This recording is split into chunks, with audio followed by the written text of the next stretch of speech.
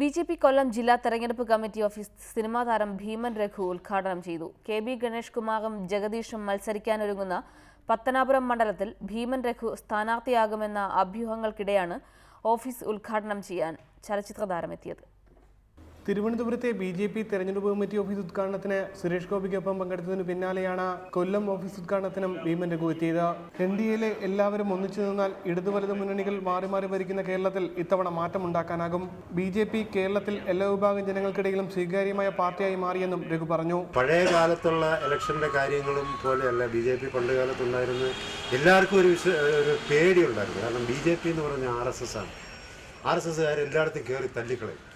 അതൊക്കെ തെറ്റായിട്ടുള്ള ധാരണകളാണ്. LDF-നായി കെ.ബി. ഗണേഷ് കുമാറും UDF-നായി ജഗദീഷും മത്സരിക്കുമെന്ന് ഏറെക്കുറെ ഉറപ്പായ പത്തനാപുരത്ത് ബിജെപി സ്ഥാനാർത്ഥിയായ രഘുവിന്റെ പേരും ഉയർന്നു കേൾക്കുന്നുണ്ട്. മത്സരിക്കാൻ താൻ തയ്യാറാണെന്ന സൂചനയും ഭീമൻ രഘു നൽകി. തീർച്ചയായിട്ടും നിങ്ങളുടെയൊക്കെ കൂടെ ഞാൻ പിന്നിൽ കാണും. അതേപോലെ എൻ്റെ കൂടെ നിങ്ങൾ പിന്നിൽ കാണും എന്നുള്ള വിശ്വാസം. ബിജെപി NDA തെരഞ്ഞെടുപ്പ് കമ്മിറ്റി ഓഫീസാണ് ഉദ്ഘാടനം ചെയ്തതെങ്കിലും BDJS-ന്റെയോ മറ്റ് ഘടകകക്ഷികളിലെയോ ആരും ചടങ്ങിൽ പങ്കെടുത്തില്ല. റിപ്പോർട്ടർ, കൊല്ലം.